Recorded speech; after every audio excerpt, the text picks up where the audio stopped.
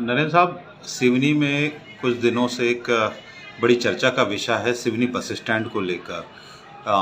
कुछ लोगों का कहना है कि सिवनी बस स्टैंड हट रहा है, हालांकि ये सोशल मीडिया में चल रही बातें हैं।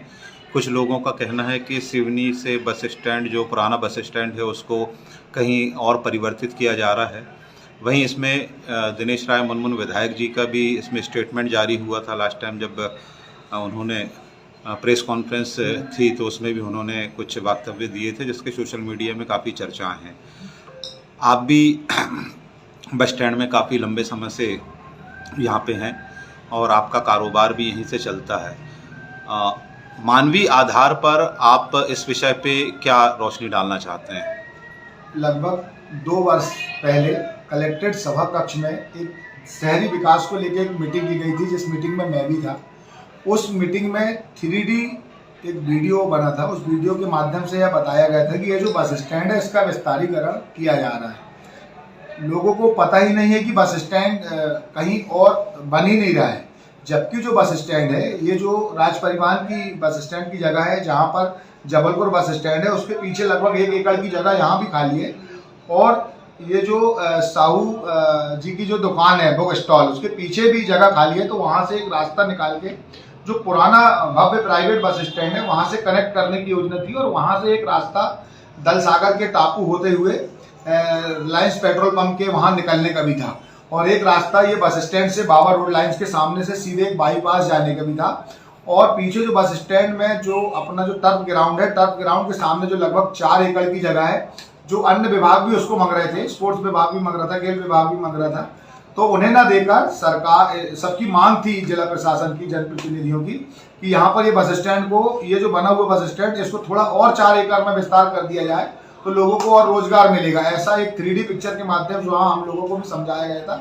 और लगभग 450 दुकान बनने का भी एक प्रस्ताव था और सभी जनप्रतिनिधियों ने ये प्रस्ताव दिया था। वो प्रस्ताव पास हो गया।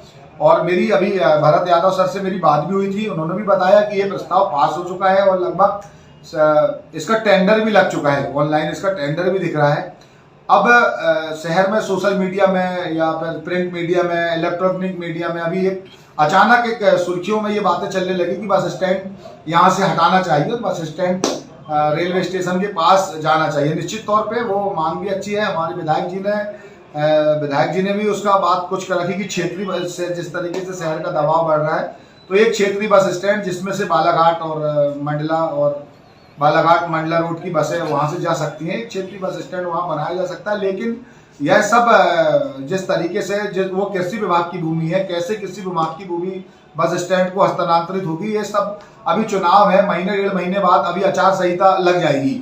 और जिस तरीके से विधायक जी का स्टेटमेंट आया कि अभी बस स्टैंड यथावत यहीं रहेगा, फिर एक क्षेत्रीय बस स्टैंड की बात उन्होंने जिला प्रशासन के सामने रखी है। जिला प्रशासन उसका पूरा उसमें अपनी जांच कर रहा है। जिस तरीके से अभी जो सुर्खियों में चल रहा है कि जिला प्रशासन ने वहां बस स्टैंड के लिए जमीन आरक्षित कर दी है। हमारे भारतीय जनता पार्टी के पूर्व जिला अध्यक्ष श्री सुजीत जैन जी का भी स्टेटमेंट आया कि वहां भी एक क्षेत्रीय बस स्टैंड आना चाहिए।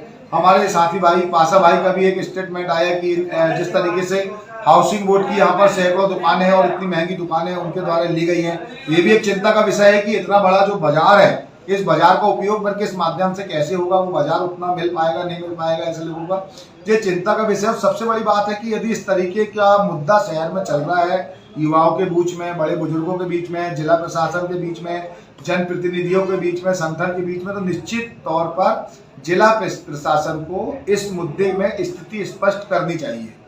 जिला प्रशासन को स्थिति स्पष्ट करनी चाहिए, इसकी एक बैठक लेनी चाहिए, दोनों पक्षों की बात सुननी चाहिए और जिला प्रशासन अभी कर क्या रहा है उसकी जानकारी सब लोगों को देनी चाहिए। क्योंकि किसी तरीके से कोई कुछ कहता है, कोई कुछ कहता है, तो ये मामला एक तरीके से भ्रमित करने वाला है। तो मैं चाहता हूं, मेरा जिला प्रशासन से अनुरोध है कि यह आप स्थिति स्पष्ट करें कि ये मुद्दा क्या है। यकीनन तौर पर जिला प्रशासन इस पे स्पष्टीकरण करना चाहिए। जिस तरीके से आपने बताया कि पिछले 2 वर्षों से इस पे कार्रवाई हो रही थी, पुराने बस स्टैंड का विस्तारीकरण, और जैसा आपने बताया कि लगभग 200 से ज़्यादा दुकानें बनने की थी। अभी एक बात ये भी है, लगभग 450 दुकानें बनने की है। डोम स्तर का एक बहुत बड़ा बस स्टैंड निर्मित होने का है इसी बस स्टैंड में। तो यकीनन तौर पर अभी पहले भी इससे पहले जो बैनगंगा शॉपिंग कॉम्प्लेक्स है वो प्राइवेट बस स्टैंड की ही जगह पे है, जो हाउसिंग बोर्ड ने निर्मित किया था। आपने बताया राज परिवहन बस स्टैंड और प्राइवेट बस स्टैंड और प्लस जो एस्ट्रोटर्फ के सामने जो भूमि 4 एकड़ की भूमि है, तो यहाँ पे तो एक बहुत बड़े लैंड जिस तरीके से आप बता रहे हैं, तो फिर ये नया शगुफा किस तरीके से, जैसे कि आपने बताया कि इसको 2 साल लगे, 1 मिनट मेरी बात पूरी हो जाने दें, 2 साल लगे इसको तैयार करने में। इसको आपने बताया कि 3D का जो वीडियो भी जारी किए गए थे आप लोगों की बैठक में, और जैसा कि ये भी जानकारी है कि लगभग 8 से 10 करोड़ रुपए इसी जगह के लिए सैंक्शन हुआ है।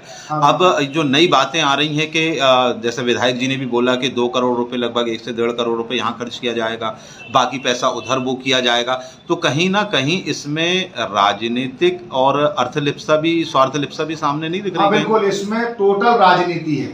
जिस व्यक्तियों के द्वारा यह राजनीति की जा रही है, इसमें बड़े राजनीतिक भी लोग हैं, मैं उनका नाम नहीं लूंगा। जिस तरीके से अभी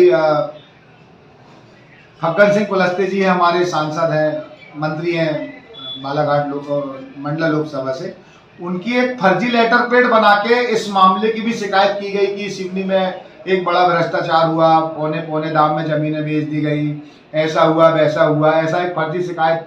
जब वो भोपाल स्तर पर उसकी जांच हुई तो ऐसी जानकारी लगी कि वह जो शिकायत थी वो झूठी थी, फर्जी थी। फिर उन्होंने फिर एक दूसरा आवेदन दिया कि इसकी जांच होना चाहिए और जिसने ये फर्जी कार्य करा है और उस पर कार्रवाई होनी चाहिए। मैंने वो लेटर को पढ़ा, इतना 2 पृष्ठों में 2 पेजों में वो इतना विधिवत बनाया हुआ था कि कोई चाणक्य राजनीतिक ही उसको टाइप करा के बना सकता है, और इस तरीके से वो लोग तूल ले रहे हैं इस मामले को आगे बढ़ाने का। वह भी स्थिति सामने आकर स्पष्ट नहीं कर रहे हैं। ये भी एक अंतिम सवाल आपसे, आपको क्या लगता है बस स्टैंड को लेते हुए? आप स्पष्ट करें अपनी बात को। मेरा ये सोचना है कि जिस तरीके से अभी जो पैसा राशि आ चुकी है, टेंडर लग चुका है, क्षेत्रीय बस स्टैंड की मांग है, क्षेत्रीय बस स्टैंड वहाँ बन जाए, अच्छी बात है, क्योंकि हमारा शहर अब अभी नगर निगम के लिए हम लोगों ने, सीएम साहब ने भी घोषणा करे हैं, तो एक क्षेत्रीय बस स्टैंड आराम से डेवलप हो सकता है। बस स्टैंड और रेलवे स्टेशन आसपास हो जाएंगे, लेकिन अंतरराज्यीय जो बस स्टैंड है इसी को डेवलप करके आप बहुत अच्छा यहाँ पर डेवलप कर सकते हैं। यदि यहाँ पर बस स्टैंड यहाँ से जाएगा तो ये क्षेत्र है, ये क्षेत्र में थोड़ी सी अराजकता थोड़ी बढ़ जाएगी, कोई देखने वाला नहीं रहेगा, फिर थोड़ी समस्याएं बढ़ेंगी, लोगों को परेशानी जाएगी। अभी नेशनल हाईवे में है बस स्टैंड, तो लोगों का आना जाना दिन भर यहाँ पर लगा रहता है, इसलिए भीड़ भाड़ वाली चीज रहती है, इसलिए कोई अपनी घटना नहीं घटती।